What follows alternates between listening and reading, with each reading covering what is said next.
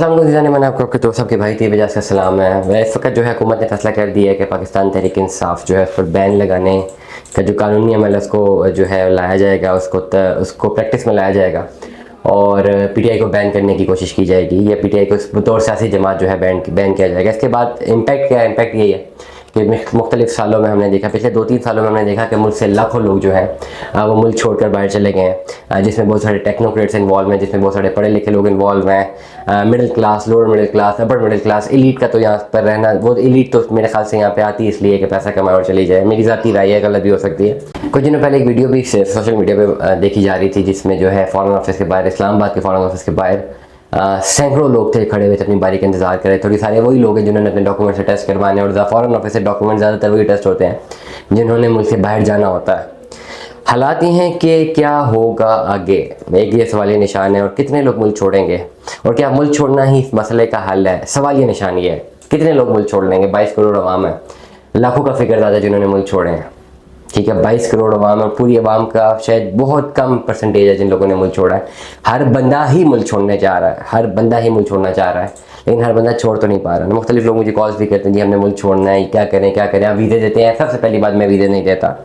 मैं gold medallist हूँ, मैंने एमफिल किया हुआ है और मुझे पॉलिसीज़ का पता है, रिसर्च अच्छी है, प्रोसीजर्स पता है, जिस मुल्क में अप्लाई करना है उसके लिए डॉक्यूमेंट्स कौन से होने चाहिए, फ़ाइल कैसे लगानी है, अप्लाई कैसे करना है।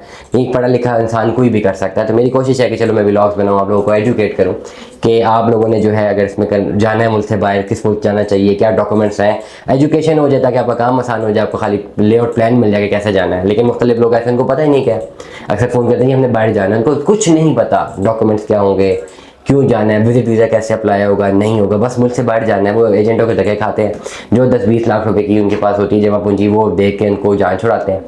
ठीक है, या तो फ्रॉड हो जाता है, फ्रॉड नहीं होता तो ऐसे मुल्क में इतनी मुश्किल जॉब में भेज देते हैं कि ना पे खड़ा हो सकता है, ना बैठे जा सकते हैं। मुख्तलिफ हालात हैं। मैंने बहुत दफ़ा इन बातों का जिक्र किया है। सवाल आज मेरा ये है, मेरा टॉपिक यह है, क्या यही हल है? क्या is is the last solution to escape from the country?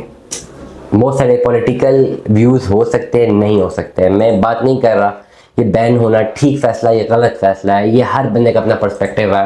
100 लोग कहे अच्छा है, 100 लोग कहे बुरा है, या एक भी कहे बुरा है या एक भी कहे अच्छा है, उसका अपनी एक राय है। उस राय को जो है असरअंदाज नहीं किया जा सकता, वो राय अपनी है। लेकिन आज मैं एक सवाल पूछूंगा कि ओवरऑल इस तरह जो मुल्क में इस वक्त हमारे चल रहा है, क्या ये तमाम तर अरबाब इख्तियार हमारे मुल्क के मुतमईन है कि सब कुछ ठीक चल रहा है?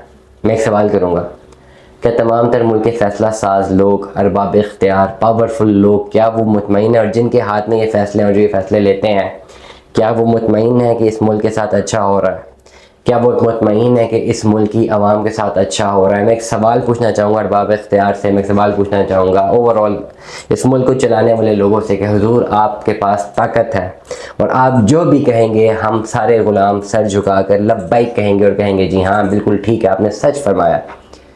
क्या आप ये बता सकते हैं कि इस मुल्क में आवाम ने सोचना क्या है वो डिसाइड भी आप करेंगे, या ये जो इतने ज़्यादा जहन है, जो कि 22 करोड़ जहन है, क्या इनको सोचने की इजाज़त खुद से है या नहीं है? एक पढ़ा लिखा इंसान हूँ, एमफिल मैंने किया हुआ है, मैं गोल्ड मेडलिस्ट हूँ।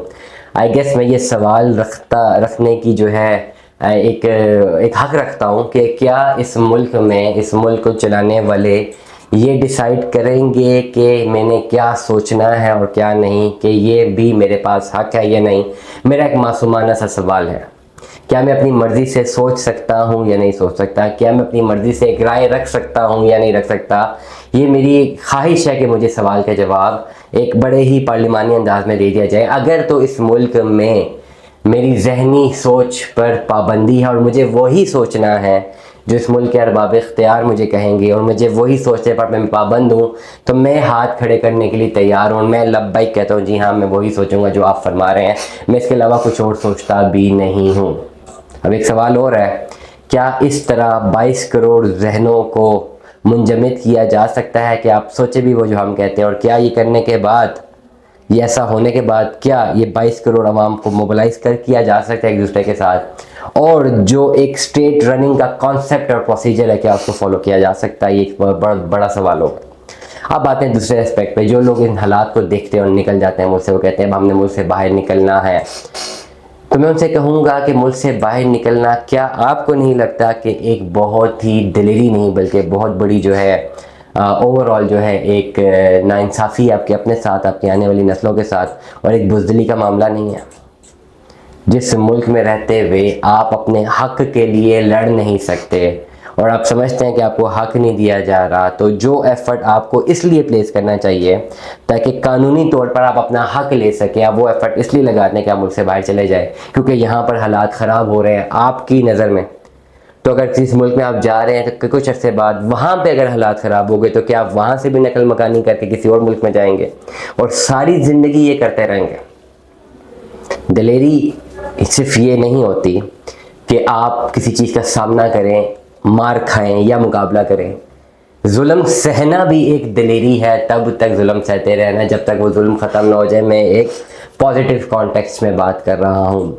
मैं भी सबसे ज़्यादा लोग कहें कि जुल्म सहना जो है एक सबसे बड़ा एक गुनाह है जो आप करते हैं, लेकिन बहुत सारे ऐसे लोग हैं जिनके पास जुल्म सहने के अलावा कोई ऑप्शन नहीं होती क्योंकि वो इतने ताकत में नहीं होते कि उस जुल्म के खिलाफ लड़ सकें। तो जुल्म सहते रहना भी एक वक्त आता है कि जुल्म सहते सहते भी ख़त्म हो जाता है। हम लोग भी तो इस मुल्क में रह रहे हैं और मैं भी इंशाल्लाह इस मुल्क में ही रहना चाहता हूँ। मैंने आज तक नहीं सोचा कि मैंने बाहर जाके सेटल होने, वहाँ जाके करूँगा क्या? मेरी ज़बान उर्दू है, मैं बात उर्दू में करता हूँ, मैं एक सेल्समैन हूँ, मैं चीज़ बेचता हूँ, जो ख़रीदता है वो उर्दू जानता है। मैं बाहर जाके क्या बेचूँगा? वहाँ पे तो यही का दौर है, मुझे क्या ज़रूरत होगी वहाँ पे?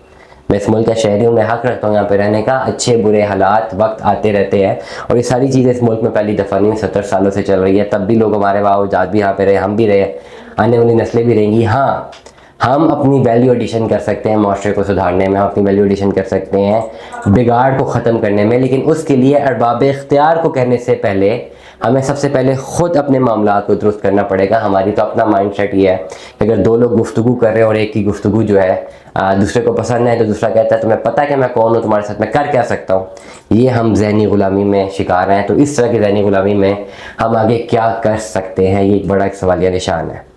दुआ में याद रखिएगा, अपना बहुत सारा ख्याल रखिएगा। Stay tuned with us. अल्लाह हाफ़िज़।